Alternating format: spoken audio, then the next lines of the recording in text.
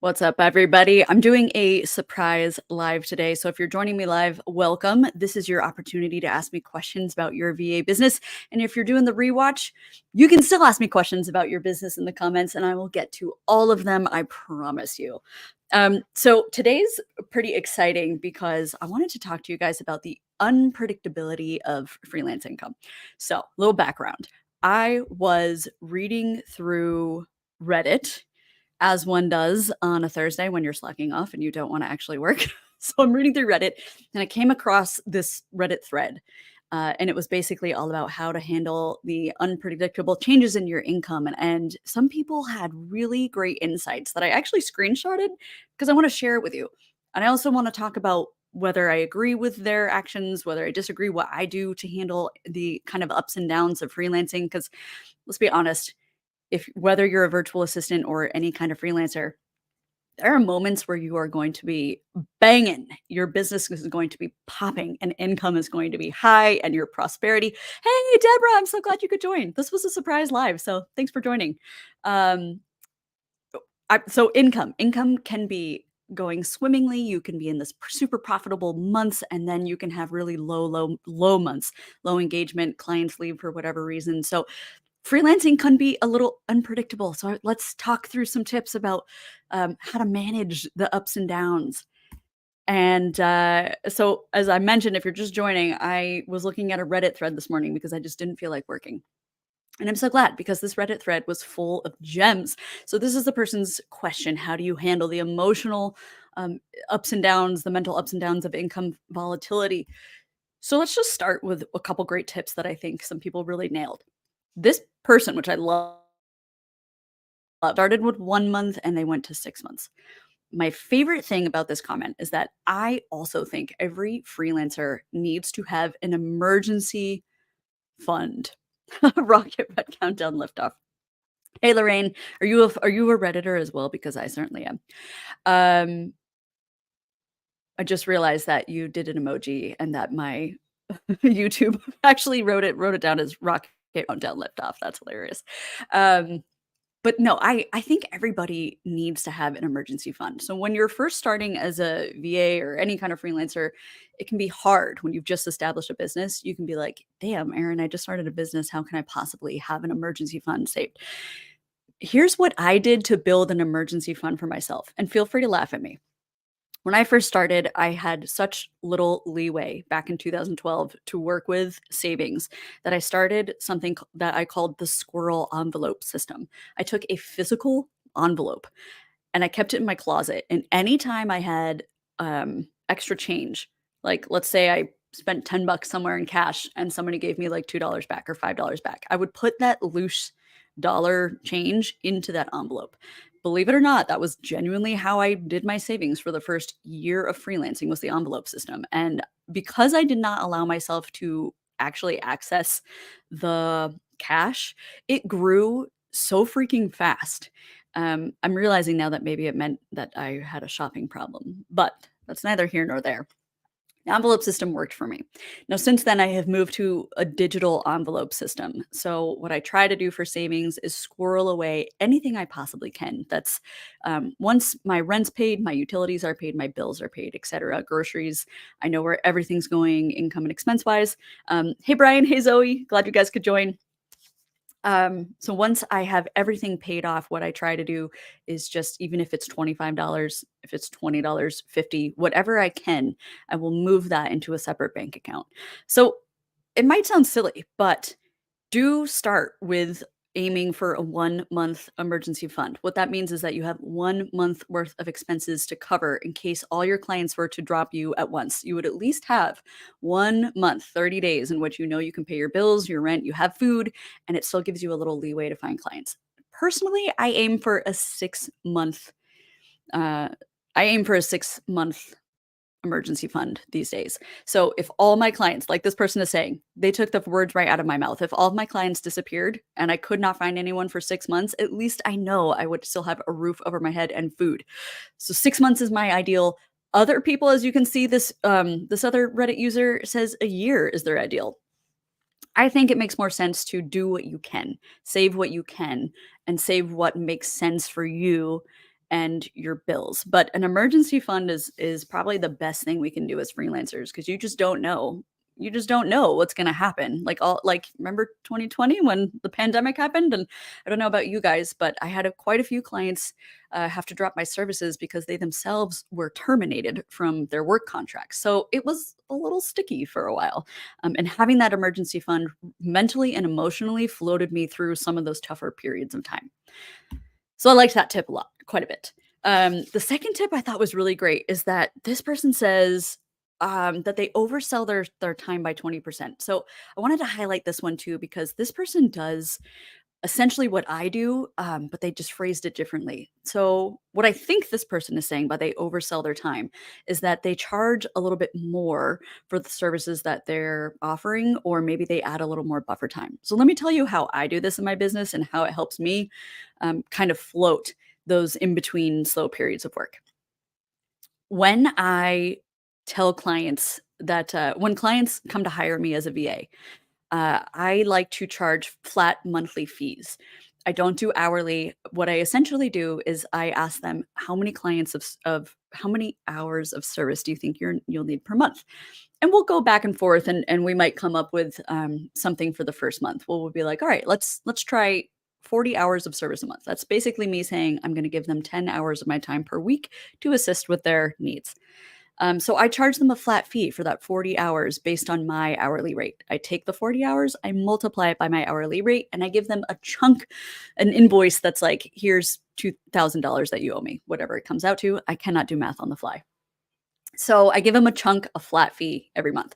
What I will do is actually add a little more buffer time. So the client thinks that they're paying me for 40 hours a month. What I'm actually doing is I'm charging them for 45 hours a month. I give myself a teeny tiny bit of buffer time. I usually add a couple hours to my invoices for the flat fee. That the buffer time basically covers me in case my clients are super busy in a particular month. I don't need to worry about tracking any hours that we're going over. But it also helps me add a little buffer time because I'm doing what this person does. I'm overselling my time for a very small percentage, but it helps put a little extra income into my pocket. And so the clients are happy because I'm basically on call for them, and I'm happy because I'm getting a little extra money that I basically put that extra into my digital savings account. So the other slide that we looked at about the emergency fund, I put my overages, whatever buffer time I'm charging them for, I put that into my emergency fund. That's another great way to build up an emergency fund, by the way. So really like what that person was saying. I do the same thing. This person I thought was really interesting, and I wanted to get your guys' opinion about it. So this person says every freelancer needs to have a backup plan, like a side job, a part-time job, etc. I wanted to know your thoughts about this. Um, I have been doing this for 12 years, so I no longer have a side job, a part-time job. But when I launched my VA business in 2012, I did have a side job. I actually walked dogs. I found a local dog walker in my city and I reached out to her point blank. I asked her if she would be interested in hiring me on as a part-time dog walker, like a contractor for her more or less. And the reason that I decided to go for dog walking, it was very strategic, by the way, because I knew I had to be online during daytime business hours for my clients. Dog walking was a great option for me because most dogs have to go out in the morning between 6 and 7 a.m. My clients are not online at 7 a.m. So I started walking dogs at 7 a.m. and then I would do the evening dog walks too. So the main business lady would like do the afternoon dog walks. I got the morning and I got the nighttime dinner shift, which was also great for me because my clients, I was like done with client work and I could go walk dogs. So the reason I took that part-time job when I first started is because it's kind of was twofold. Back in the day, I wasn't quite that confident in my own services or my business. So you have to remember 2012, most people hadn't even heard of virtual assistants. So it was definitely an uphill battle when I was telling people what kind of services I was providing. I was still learning how to pitch people. I was a little unsure of what services I was offering. It was a whole thing. But back in the day, that extra part time job really helped me. So I'm curious if anyone watching is a new freelancer or new virtual assistants. I'm curious to know what you think about this Redditor's feedback, where they think everybody needs to have a side job or a part time job. just on the back end. So if any of you watching have a part-time job, whether it's working at a restaurant, maybe you're dog walking as well. I'm just curious to know how that's going for you. Do you think you'll keep your part-time job, etc.? So, Brian, I see a question. I'm going to pop this up here real quick. So glad you could join. I'm glad that they're helpful. You're just getting started. Platforms for your first gig. That's a great question. This it kind of depends on twofold. I'll tell you the most important thing is it depends on where your clients are spending the most time online. And let me tell you why. Let's say, for example, that you want to work with business to consumer clients. That could be like luggage companies. Like there's this company called Away that sells luggage on Instagram directly to the consumer. Let's say that you want to work with a company who sells products directly to consumers. You probably wanna be on the platforms where they are selling. So you'd wanna be on Instagram, you'd wanna be on TikTok, because sales are very visual, and you'd probably wanna be there too.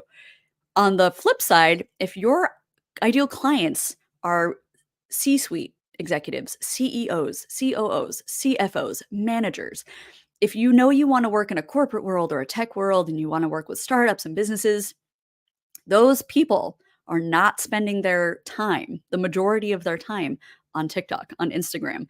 They're probably on LinkedIn because LinkedIn is business to business. So, Brian, just ask yourself, who do you want to work with and find where those people are hanging out online. And I tell you this because if you wanted to work with CEOs, but you set up an Instagram profile and you're posting pictures every day of your services, your ideal clients aren't on Instagram. They're not going to see those efforts. So you really have to be where your ideal client is. Now, second to that, if I'm making a general sweeping overview, LinkedIn is a stellar platform for us freelancers, again, because it is business to business. So most businesses, most CEOs, I think I read something, some insane stat the other day. It said something like 900 million people are on LinkedIn and use it almost every day. And of that, like 80 million companies use LinkedIn. So LinkedIn has the largest pool and they also have a pretty good search bar. But again, it all comes down to your ideal clients. And Brian, I hope that was helpful. Let me know if that made sense. Hey, Alana, it's really good to see you. Glad you could join us today. I just did an impromptu live, and we're sharing Redditors' opinions about how to handle unpredictable income. So I'm going to move over to this other person. Nope, nope, it's all wrong. There we go. I really liked what this particular person laid out because I think all three of their tips were really helpful. So, number one, I think the general consensus of this Reddit forum was that everybody needs to have lots and lots and lots of savings. So, we talked a little bit about having an emergency fund, start with what you can, build up to a month if you can. Ideally, 6 months. That's what I strive for, a 6 month runway where I know I can pay my bills. Time. I liked this tip, and I didn't see a lot of other people talk about this. Just how time can really influence your relationships and your projects. I would say if anybody here is new to freelancing, time and consistency are everything. So if you've just gotten started and you're feeling discouraged that you don't have any clients after like 2 weeks, keep going. Time and you showing up on the platforms where your clients are actively using is going to be really helpful, but you have to give yourself time. And the other thing that I think is really great with time is that the more you work with clients, the more you can wow them, or the more you can show up and be this really like be your authentic self, but also be a really proactive virtual assistant. So try to anticipate their needs. I always recommend that everyone is very communicative, do lots of check ins with your clients. My personal favorite and favorite tip is to schedule weekly video check ins with your clients. I personally find that video check ins are a game changer for businesses. And it's because we work online. And so our clients, when you first start working with them as a VA, clients usually just think of us as like faceless names behind a keyboard. And like we're not quite human yet. And it's because we're just a person. We're just like an assistant behind a keyboard. Once you start talking to your clients on a video chat, that's where the real magic happens because that's where the personal relationship starts to form. So time is going to be your best friend, and also getting on those video chats is going to be your best friend because the more you can relate to a client, the more you can grow those relationships with them, the more likely they are to keep you on their roster and payroll for the long term. And that's what we want. Short term projects are fine, but long term clients and reoccurring income is where the real magic in freelancing happens.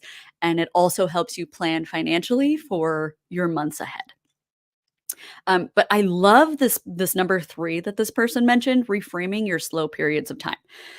So this guy's saying when you are slow, this is when you work on non-client stuff, like updating your website, doing your taxes, but also I like that they said hang out with your family. So I'll be honest, something that I struggled with for the first few years of my freelance work is that I would be afraid to leave my computer. And it was a real anxiety fear where I'd be like, I can't possibly leave because what if my clients email me and then I'm missing out. Well, over the years, I finally realized that A, clients do not expect us to be on call 24/7. They know that we are freelancers and not full-time employees. B, during slow periods, it is totally normal to go outside, go for a walk, get some sunshine, do your taxes, call your mom. Like it is important for us to enjoy those slower periods of time because there's also going to be moments inevitably when you're so slammed, you don't have time. You'll find yourself sitting at your computer for 10 hours a day because you can't possibly keep up with all the work that you have. Freelancing just inevitably tends to be one of those feast or famine things where all your clients will be busy at once and need everything today. And then there are other periods where your clients are traveling or they're slow themselves. So you might have slower periods of time. So if you can learn to embrace those slow periods of time, I think you'll find that it gives you more time to enjoy hobbies, hang out with family, spend quality time, make good meals. Um, and of course, something else that they mentioned that I thought was really great was to work on your back end business stuff. So on a lot of my other videos on YouTube, I talk about like working on your website, doing your taxes. Something I have never talked about before is working on case studies. I love that this person said that. It made me think, and let me know if you guys are interested. I think I'm gonna do a whole video about case studies and how awesome they can be. A case study, by the way, is a little bit different than client testimonials because what you're essentially doing is you're writing up a more formal story of how you helped a client and like how you helped their business. So if you have a client that you absolutely transformed, or you did something really great for your business, or you helped them in some way that maybe drove their revenue up, like if there's something that you've done that's just phenomenal for your client, you could write a case study about them. And how that differs from a testimonial, it offers a story. You get more in-depth details about what you did for this person, the process that you worked through, the outcome. Maybe you designed something special for them as a VA. So it just gives you the opportunity to be a lot more in depth, and it gives you the opportunity to really share your expertise in a way that testimonials can't possibly do for you. The other reason that testimonials are pretty cool is that you can share testimonials. So I actually have sorry, you can share case studies. I actually have a case study template that I made in Canva that I think I should do with a video and share with you guys. Because what I like to do is if a potential client reaches out to me, or if I reach out to a potential client, I actually send them a case study where I can be like, look what I did for this person in the same niche as you. Like, this could be you. So, case studies are cool. I'm seeing some comments roll in yes to the case study. So, I will add it to my filming list. So, I'm really glad that this Redditor mentioned that because I hadn't really thought about that before. And apparently, that was the last slide that I had for you guys. So, you guys joined late, definitely watch the replay because we just went through a couple Redditors' opinions about what to do. But basically, emergency funds, big thumbs up. Overselling your time, huge advantage. And oh, this is a great question. What if you're what if you're inexperienced but clients want a case study when working in digital marketing or social media? Okay, That's a good question because it's hard to I see what you mean. It's hard okay. You don't necessarily wanna make up a case study, like a pretend case study, because that would be a no-no, especially if the client's like, "I would love to talk to this person as a referral," and you're like, "You can't." So, I would say don't even worry about the case study until you have a case study to talk about, because you do need it to be real and you need it to be effective. So instead of a case study, if you're new or you don't yet have clients or you don't have enough clients, or maybe you just don't have a client who's a case study worthy client yet, and the keyword here is yet, because you will, then I would say in lieu of a case study, try building out a digital portfolio. So think of your portfolio. So it sounds like you're in the digital marketing and social media space, in which case you can be a little more visual. But if you could have some sort of a visual portfolio, again, Canva has some really great portfolio options, portfolio templates that are free. If you can include some social media graphics that you've made, some content that you've written, if you can include examples of digital marketing that you've done, and let me tell you this, if you have not yet started working, like let's say you want to work in social media as a VA, but you haven't actually started, you can make a mock-up portfolio. That's totally fine. So making up case studies, no. Making up portfolios where you're giving examples of types of work that you could do is a yes. So that would be my advice. Don't do a case study until you have a case study to talk about. But I'm really excited that there's excitement about this case study. So I think I will plan a more involved video. Probably won't be live. It'll just be a video tutorial of what goes into a case study, how to build it, how and when to share with your clients, and what to do with it. Oh, I'm excited. This is great. I think that's going to be a really fun video. Hey, really excited for this comment. I'm really excited that these videos are very helpful. Does anyone have any questions? I'm happy to hang around for a few more minutes. Oh, I see one. Specialize in short-term rentals. That's awesome. What a cool side business. I'm building my project as a property manager. That is very cool. How exciting is that? Um, that sounds great, and I know that is challenging, but also very rewarding and very cool to work with people in person. Lorraine, I'm curious if you're doing virtual assist. Oh, duh, you said I'm a VA specialized in short-term rentals. That's really cool. I actually worked a couple of years ago with somebody, a student who wanted some coaching. She was a VA working in short-term rentals, and she actually started a side service where she would run her clients' Airbnbs. Like she was the property manager for their Airbnbs, which I thought was very cool because we were able to brainstorm together different services she could offer um, as a short-term rental VA, and basically what we did is she came up with graphics that she could make for people, like Airbnb hosts sometimes like to have binders, books of information with the Wi-Fi or maps or restaurants nearby, so she put together binders for people, she put together graphics for Wi-Fi, she would check the Airbnb inboxes on behalf of her clients and communicate with people. It ended up being a really cool business for her, and that sounds really cool. I'm really excited for you. I see some more people. Hey, Laura, thanks for joining. Um, really glad that the content has been helpful, and keep on pushing because you will. And in fact, if you look at my YouTube, I've got some videos up on how to pitch clients specifically on LinkedIn, which I think is really helpful. So that might be helpful to you. And of course, um, I have this other long form video up right now about pitching. It's all about pitching cold clients. It's about pitching warm clients. These are clients that you know.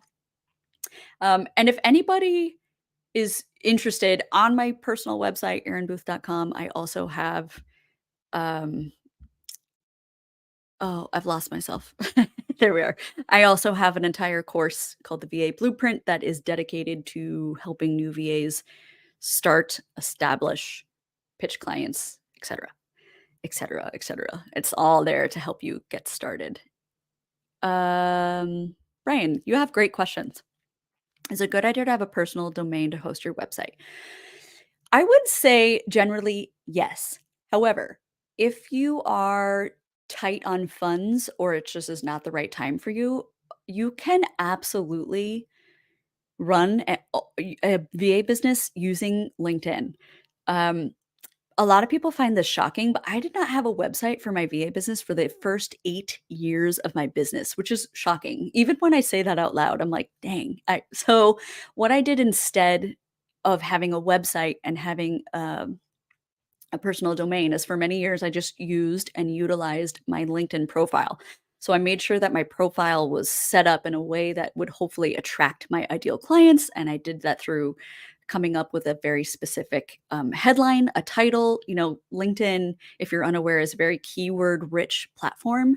So the more keywords you can put in, the more you can try to aim um, in your headline, your whole title can be something like virtual assistant who works with startups and I do their social media. Like you can be very specific and that kind of title will attract your ideal clients. So that was how I got the majority of my clients when I first started. And then, of course, I would ask for referrals from those clients as we worked together more and more.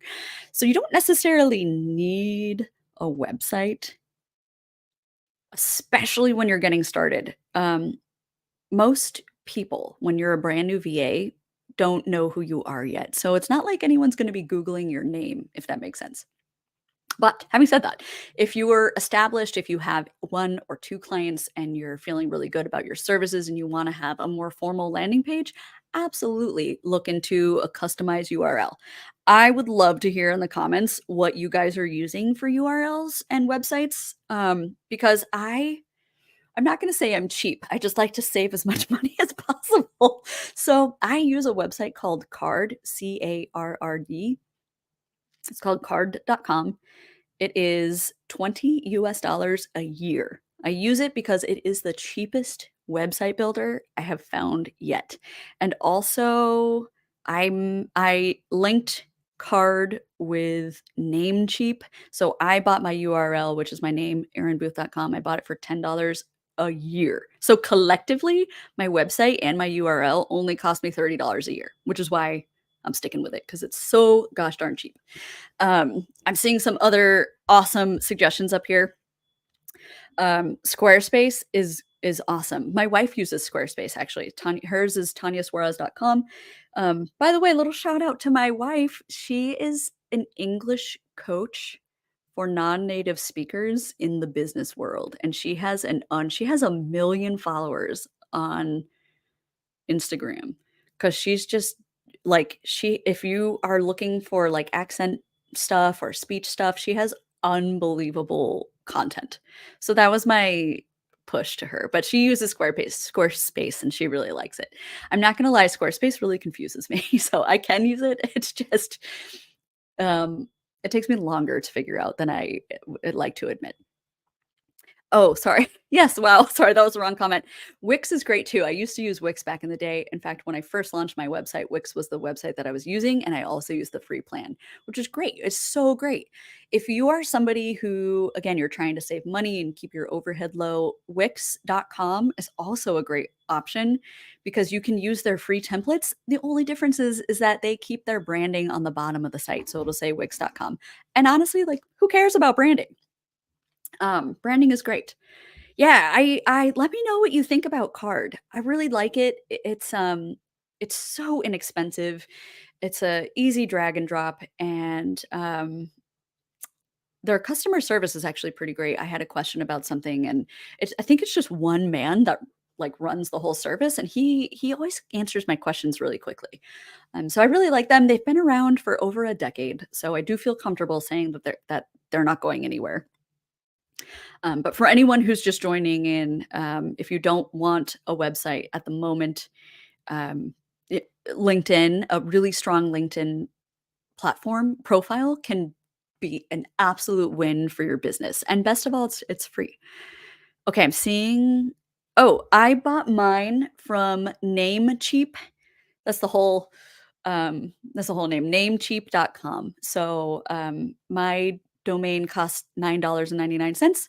My wife's TanyaSuarez.com also cost $9.99. It was one of the cheapest that I could find, and their customer service is amazing too.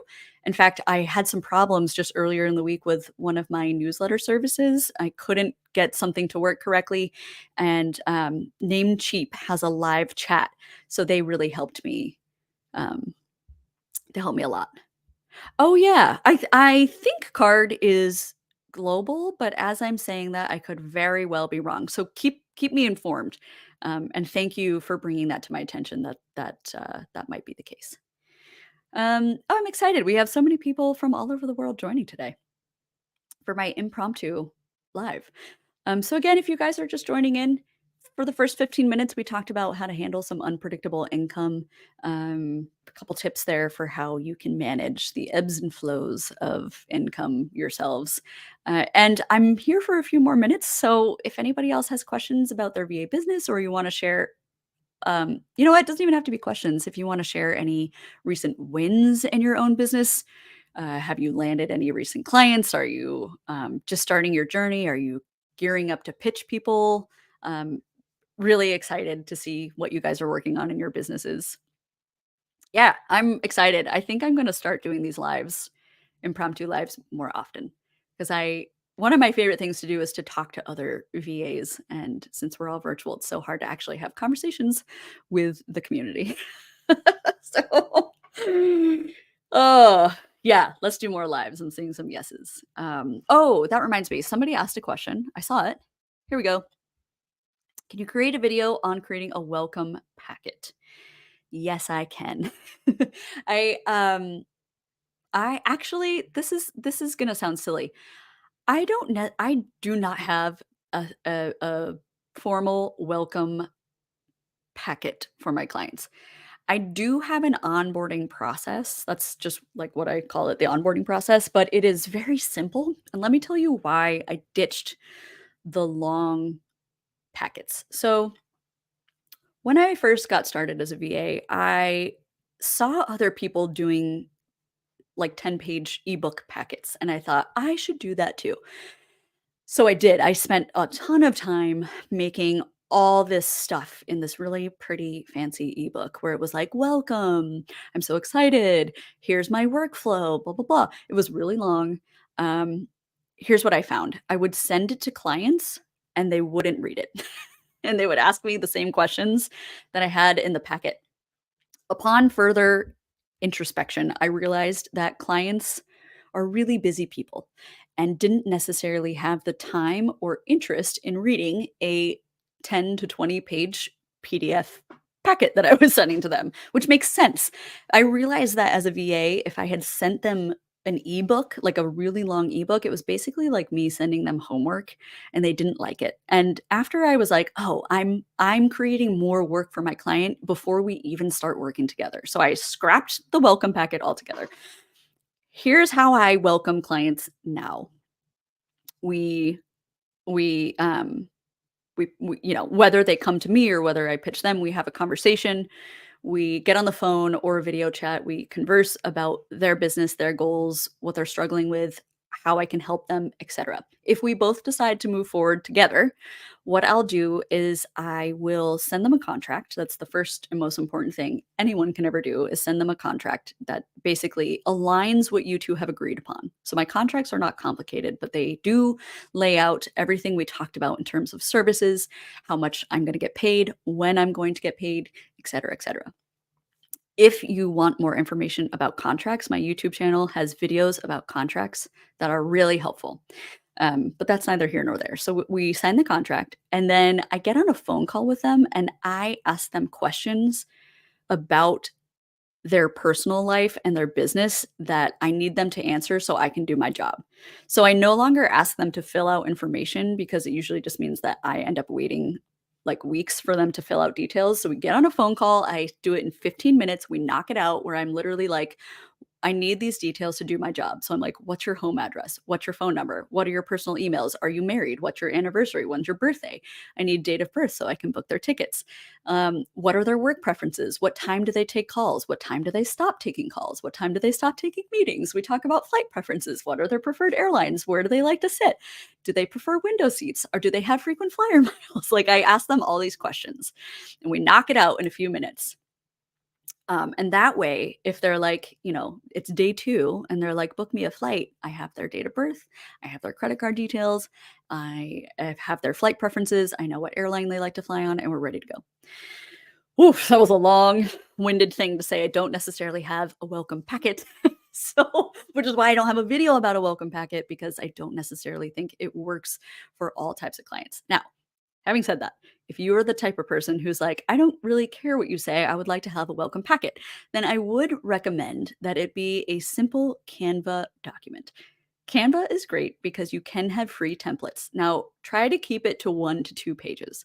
Seriously, because clients won't read any more details than that. So if you can keep it to a maybe on page 1, you reiterate information about you, like your email, your phone number, your hours of business, and just be like, "Here's a reiteration of, the services that we've agreed upon. Really looking forward to meeting you. Here's how you can contact me." And maybe the second page is, I don't know, details about how you like to work. Like, sky's the limit. It's totally up to you. Your business, your rules. Deborah said that yesterday on a live, and I absolutely love that saying. Your business, your game, your rules. um, so I'm excited for you. Okay, a lot more comments came in. Let's see. Here we go. Sorry, everyone. I'm reading back through. Okay. Oh, I'm so glad. I'm so glad. You launched in October. Okay. Do you do warm outreach as a way of marketing? I absolutely do outreach. Yes.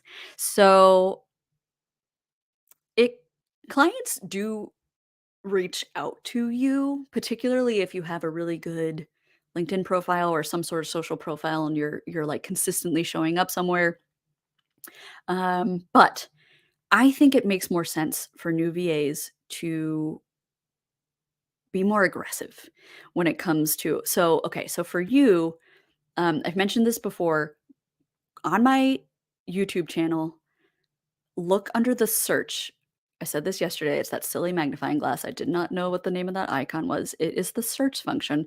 Search for the phrase, "How to find your first clients." That will pull up a video about 4 methods I use to find clients, and it will also pull up a series of videos about how to find clients using LinkedIn specifically. So it goes through how to use the search bar, how to use specific phrases to find clients, and then I want you to watch my video about pitching. It is a 30-minute, let's call it a masterclass about pitching. Either pitching strangers or pitching people that you know. But all of those things together will really help you get better, stronger sense for how you can find potential clients, how you can reach out to them, how you can do it in a way that doesn't feel salesy, and how you can do it in a way that hopefully gets you guys into a conversation about your business. So watch those videos, try reaching out to people. But I definitely don't recommend that anyone just sit back and wait for clients to come in because I think that is a disservice um, to you and your business and the skills that you have to offer. So I definitely recommend that you watch those videos, do some searching. Okay, can we talk more about the portfolio mockup? Absolutely. So this is particularly um, this is particularly good if you're in any sort of creative niche. So let's say you're doing creative work, like you want to do social media virtual assistants, you want to write tweets or make graphics, or you want to edit somebody's videos for YouTube, or you want to make them YouTube thumbnails, whatever. So more creative things like that, like editing, podcast editing, those services are certainly necessary, but clients tend to want to see examples of your work, which makes sense.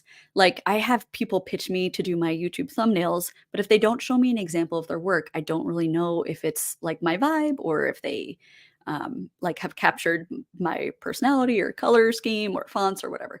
So if you're in a creative field, when I say portfolio, go to Canva. I know I talk about Canva should just pay me. They're such a great service though. So you can go to Canva, you don't have to pay for an account, and you can, I think you can even just look up the term portfolio, and it will pull up different templates. But what I recommend doing is if you have had clients before, take screenshots of the work that you've done for them. If you have edited videos before, put that video that you created into a free Google Drive. And when you pitch other clients about your video editing services, you can say, take a look at my portfolio of videos that I've edited in the past. So this is just a nice way to give people an example of the work that you're capable of doing. Now, if you are not in the creative space, so personally, I'm not really in much of a creative space these days. I used to do social media management, but not so much these days. So for me, my portfolio, it's hard. How do you have a portfolio of examples for calendar management, for example? But I do have an example. So let's say you're a general admin, and somebody's like, you're a new VA. I'm a little on the fence. What I suggest you do is you create like your own travel itinerary. So open a Word document or go to Google Drive and open a Google Sheet. Create your very own travel itinerary so that if you were like, pretend you're booking flights for a client. Pick a random place, like pick Japan. Be like, "I'm traveling this person to Tokyo. Are the flights that I would book for them. Here's the hotel I would book for them, and here's how I would lay it all out on an itinerary." Then you take a picture of that itinerary, or maybe you wanna share it with them itself. But if somebody's like, "Okay, you're a VA, you do travel." Okay, you could be like, "Here's an example of the kind of itineraries that I would make for you, and I would check you in for your flight in 24 hours in advance." Like, there are ways that you can creatively represent things that you would do for clients. I like to think of portfolios less as a visual and more as just like an example of the work that you could do. So I hope that was helpful. And yes, I hope that was helpful. Okay, so you're concerned about limited opportunities because you chose a niche. What niche did you choose? Because I love niching. I love being in a niche for a variety of reasons. One, it usually means if you're niched that you have better efforts in your marketing because you're speaking to a really specific person or an industry. So rather than like if you were using LinkedIn, by the way, as your primary source of meeting clients and you didn't know who you wanted to work with. So, like on Monday, you're like, I do travel. And then on Tuesday, you were like, I can edit your videos. And then on Wednesday, you were like, are you in finance? I want to work with you. It's very confusing. Like, people might come to your profile and be like, what is this VA all about? Like, they're talking about every different industry on the planet.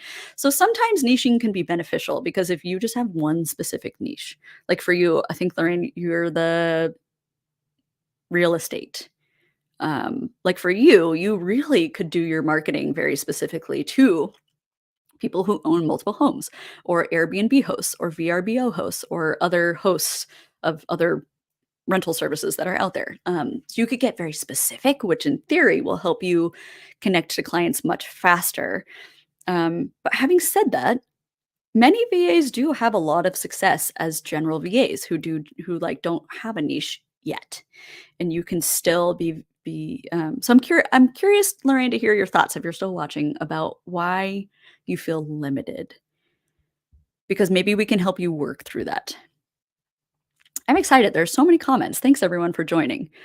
Um, Hi. Okay, Tad, lovely to meet you. Admin services, customer service. Any pointers on how to get your first client? Um, yes. So, Tad, let me know if I'm repeating myself, but on my YouTube channel, I do have some really great videos about how to find your first clients and how to pitch people that are basically strangers on social media, but how to do it in a way that is authentic and real and has real results. I actually just released a video last week and I did a live on it yesterday about why you might also want to tailor your proposals and pitches. So when you reach out to clients, why you really want to tailor your verbiage specifically to that person, it can be really helpful because it shows people that you've taken the extra time to look through their websites, to look through their social media profiles, to look through like if they're tweeting, I want you to read all their tweets for years because you will get a better sense for like their struggles or things that they work on or their passions or their interests, and those things can all be points that you include in your conversation. But don't give up. Often finding your first client can often be the hardest thing to do in your business, but once you get the first client, you'll feel more confident. You can ask that first client for referrals. Like you can be like, "Hey, I'm growing my business. I would really appreciate if you could share my name with anyone in your network. I would love to work with them as well, offering the same services." So it does feel hard to get that first client, or it can. But you know, showing up consistently on social media, searching various search bars. I have a great video on my YouTube channel about how to find clients using LinkedIn, and we go in depth about how to use the search bar to find people who are hiring VAs, and then how to pitch them, how to connect with them. It's a really helpful video, and I highly recommend checking that out as you're looking for your first client. You guys have amazing questions. I'm so excited. Okay, can't decide what to specialize in. Former tax prep and bookkeeper. Oh, ready for a change. Okay, that's so funny because I was going to be like, that is a great niche. But I do understand that you're saying you're ready for a change. Okay, so on one hand, bookkeeping is still quite a high niche because many solopreneurs, many entrepreneurs, many small businesses, especially startups or solopreneurs, people who are running their own businesses who just suck at bookkeeping.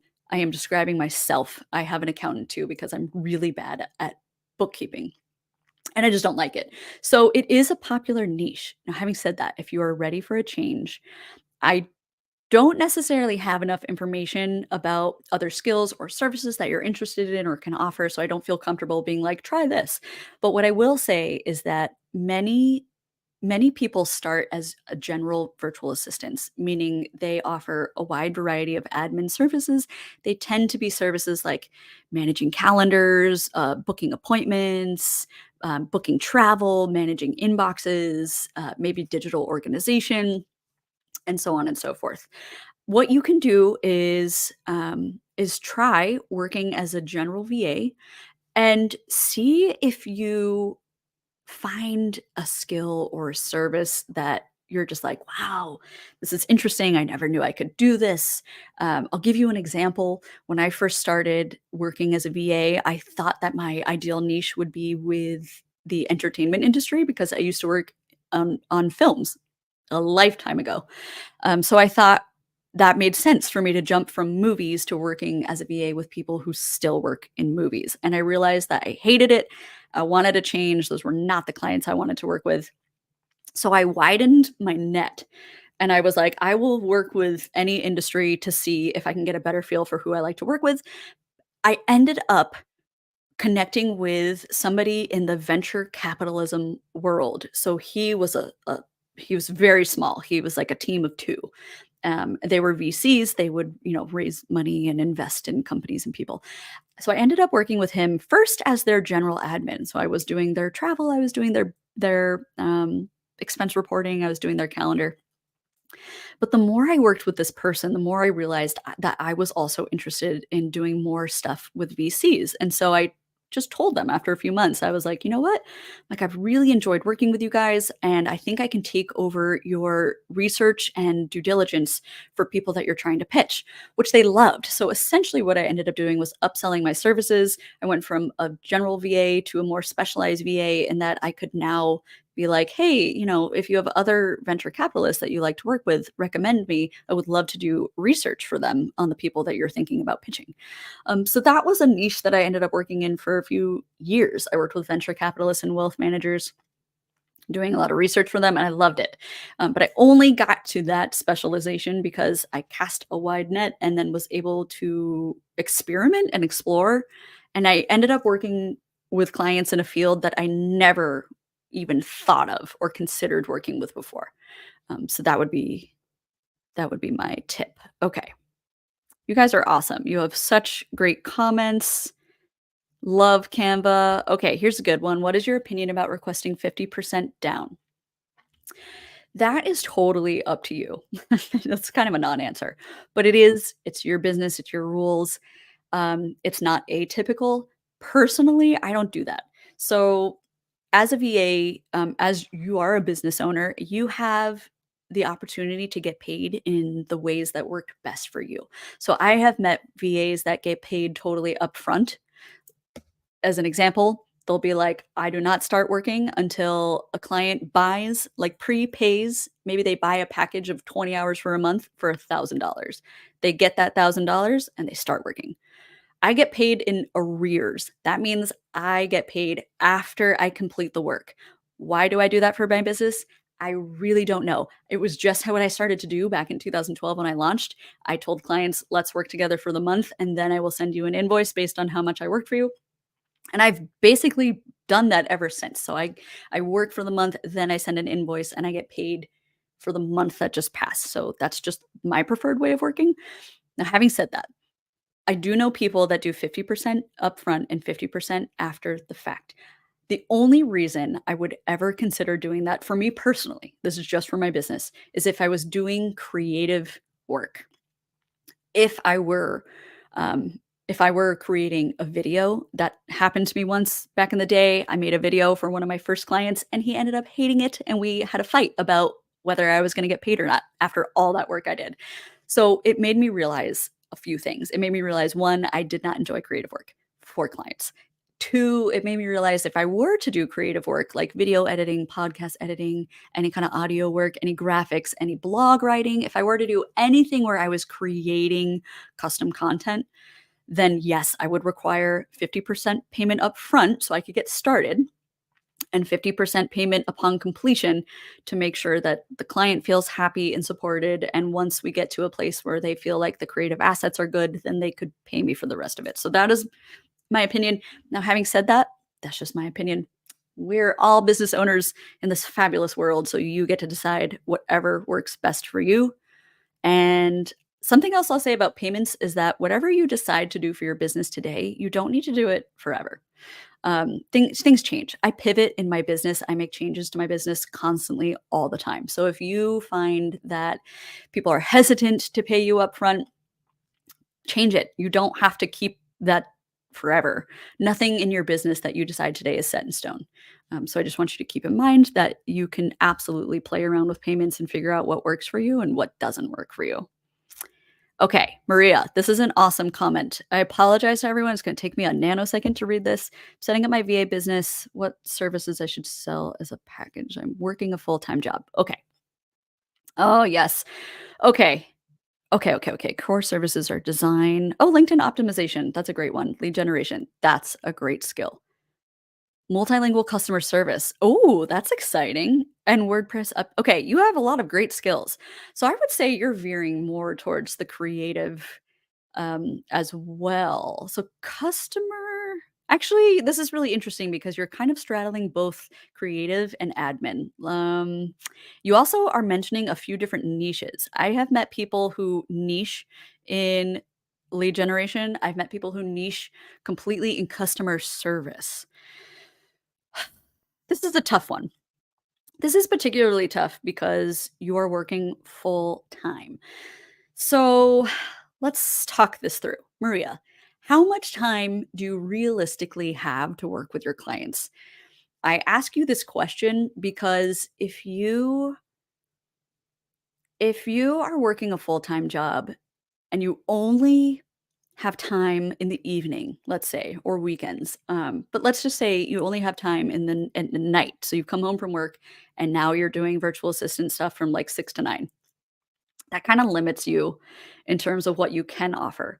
So I actually like that you're doing more creative services because creative services tend to be better in an asynchronous schedule, which means you can work on those creative services whenever you have the chance. Now, as a full-time employee, it would be very hard to do things like customer service or general admin because if a client really needed you at like 10 a.m. and you were in a meeting at your full-time job, all you're gonna end up doing is making your client angry because they're gonna be like, "She is never available during the day." So, so that can be quite tricky. So I think for you, I would decide how much time you realistically have to work with your clients and really think about what services you can do that don't require you to be online with your clients during business hours, which is why I say more creative work. So WordPress updates, WordPress management, those things can be done at any time. You basically ask your client, what's your deadline? Give me all the assets and I will put it together when I can, which for you might be at night or early in the morning or on the weekends. It's very exciting. It can be tricky. I totally empathize. It can be tricky to start a business as a full-time employee, but I'd love to hear more details. Oh, I did. You had more details. I'm writing material for my website. I'd like to have a client from Italy and the UK, and I'd like to write this in both language. Great. I do think there's a lot of interest and be okay, so I actually wish I was more fluent in my second language because there is something wonderful about being bilingual, especially as a VA. I do not think that a bilingual post will annoy or bilingual profile, it will not annoy clients. It will attract the clients that you want to work with. So in a sense, that does open up possibilities for you working with Italian clients and also English speaking clients. Um, which is really exciting. Don't create two different profiles. LinkedIn does not usually allow for two separate profiles anyway. My recommendation is that you create a bilingual profile. I will say this though, I would aim for your profile to be predominantly in English because the business world globally, English is the common language. So if you didn't want to limit yourself to those two locations, do your profile predominantly in English. Your headline should be in English, your bio can be bilingual, and your work experience will likely be in English. Those are just my 2 cents. Victor, wonderful question. I hope you're still here. I'm really glad that you asked this. Is it possible to be a VA part-time?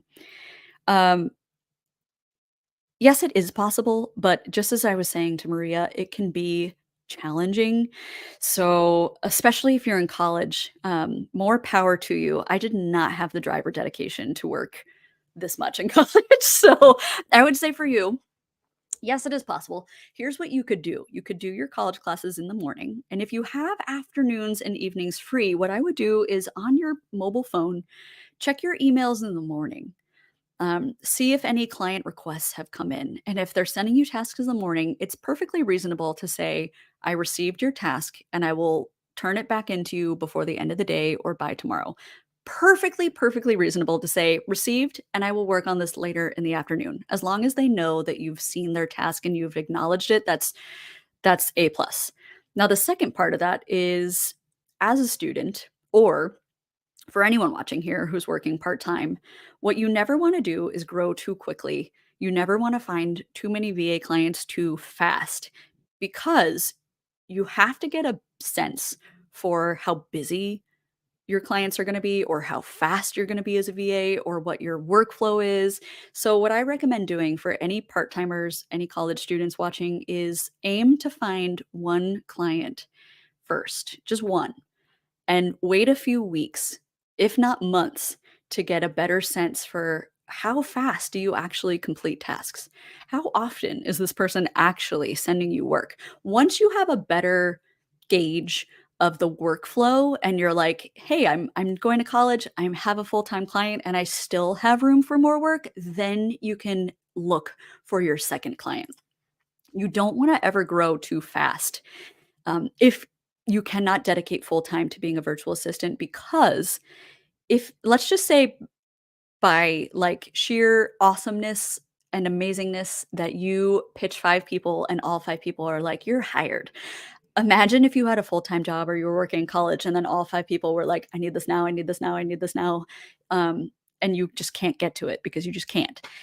What that ends up doing is making clients feel disappointed, and they're very unlikely to stick around for the long haul, or they're unlikely to give you a nice testimonial, or they're unlikely to refer you to other clients. So that can be kind of a kiss. Growing too fast is kind of a kiss of death. You don't ever want to bite off more than you can chew. So for part-timers, my advice is slow and steady wins the race. And I'm really excited for you. Oh, Gwen, I'm so happy that you said this. Practice tasks. For everybody tuning in, I have a playlist on practice tasks. So, what I do is I pretend to be your client and I give you tasks to do. I have all sorts of different niches and skills. So, how it works is I give you a task, you pause my video, you actually do the thing that I'm telling you to do, and then compare your answers with mine. It's the best way I could think of how to train people virtually and asynchronously, so I'm really glad to hear that they're helpful. All right, Christina, this is a great question. Are there any needs for computer programming skills or backend like dashboard reporting?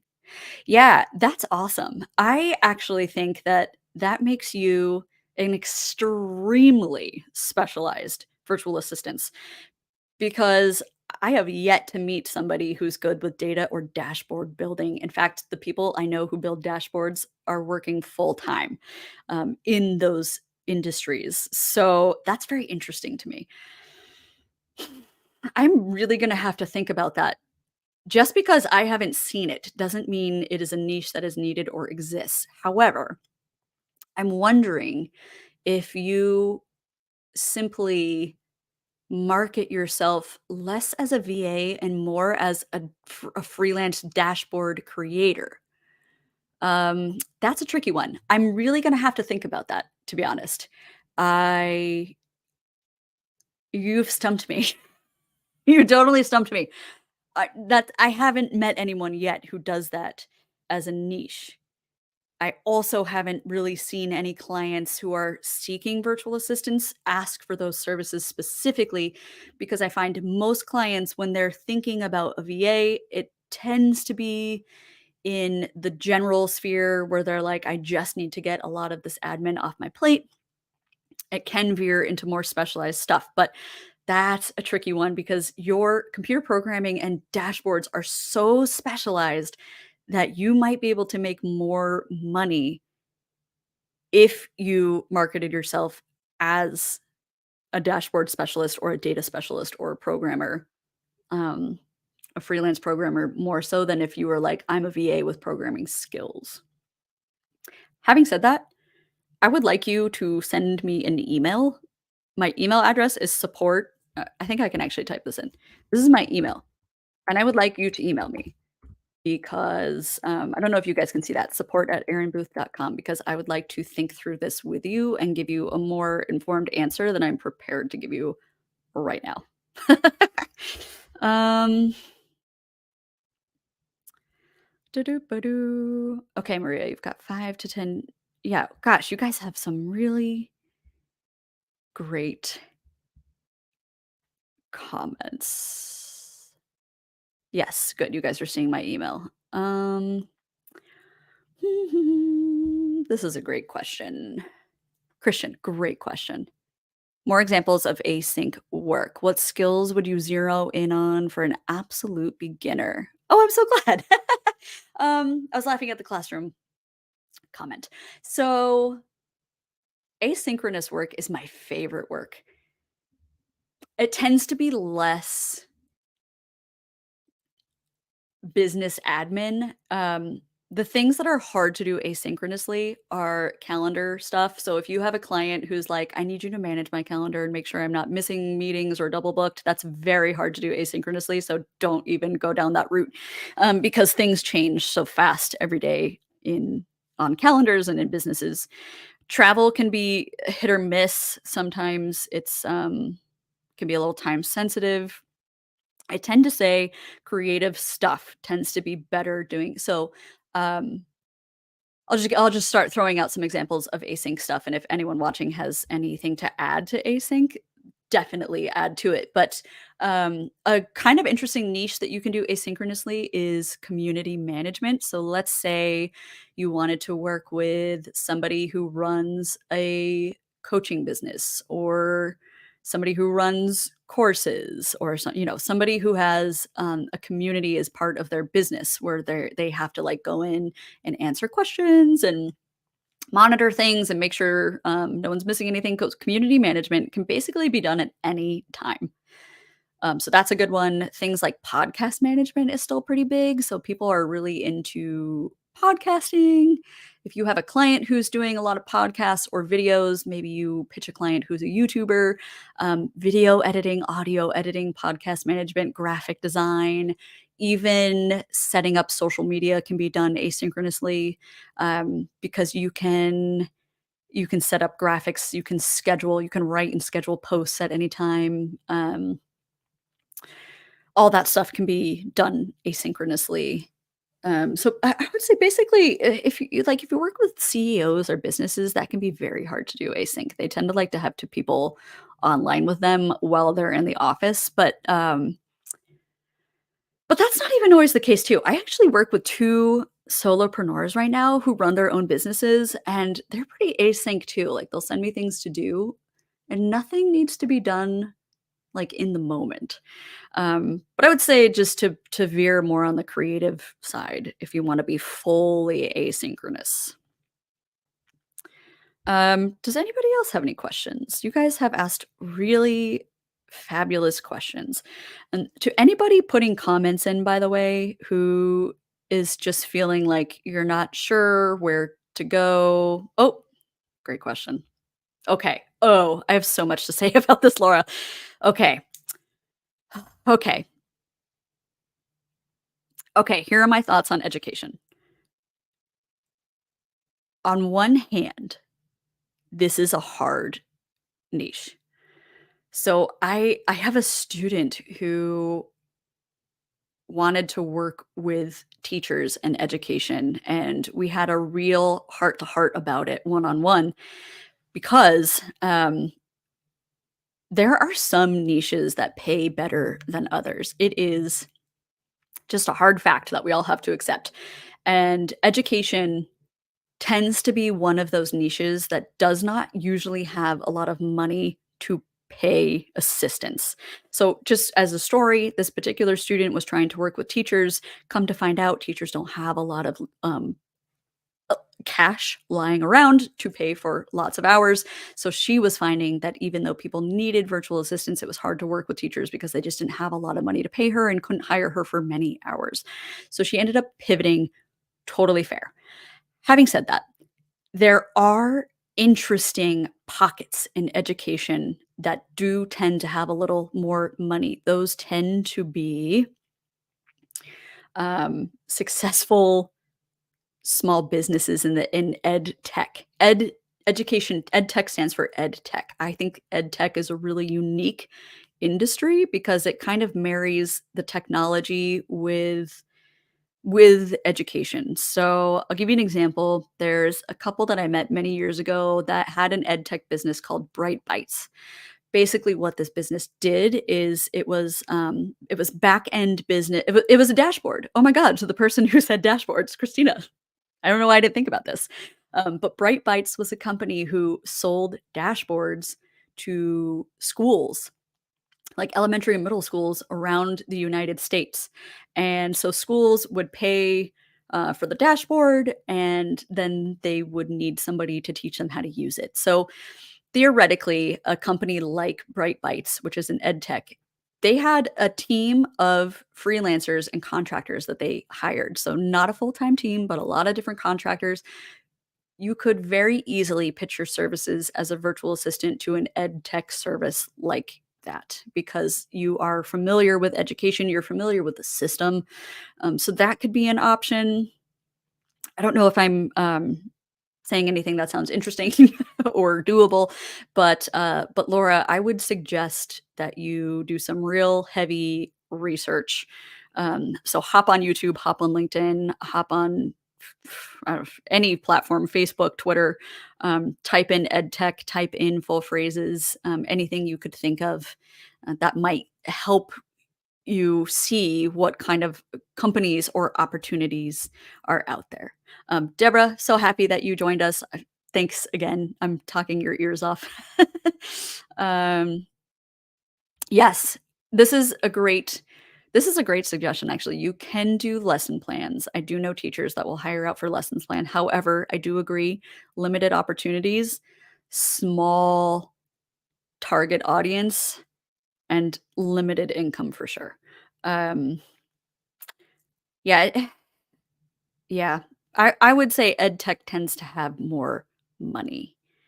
And ultimately, what I always try to do as a VA is ask myself, are what niches, what industries are I and what clients am I interested in working with, and can they pay me? Because, earlier in this stream, I talked about how I wanted to work with film people because I used to work in film and I thought that's an easy transition for me. I understand the film industry. Turns out film people do not want to pay money to virtual assistants. So it ended up not being a great industry because it was, an industry that was small, limited. People didn't, the interest was there, but the money was not. So it made me pivot industries, because it was a tough one. Oh, gosh, guys, I've talked your ear off for well over an hour. That was I only intended to be online today for like 20 minutes, so this was really fun. I'm really glad that you guys were able to join me. You guys asked phenomenal questions. Thank you so much. Again, replay is gonna live up on YouTube forever. Check out more playlists I have on YouTube for you guys, and you have my email now, so if you have any specific questions, shoot me an email. I love to hear what you guys are working on, what you're struggling with, and really appreciate you guys joining me for this particular live. I'll be hopping on lives intermittently more often because I really like doing this, thing. I'm so glad this was helpful for you guys as well, and, I can guarantee that I will be on my next live Wednesday at 1 p.m. Eastern Standard because that's the new weekly thing that I'm trying to do. So thanks so much for joining me today, guys. Whew, I need some water and some coffee. All right, enjoy your upcoming weekend, everybody. Thank you so much for joining me.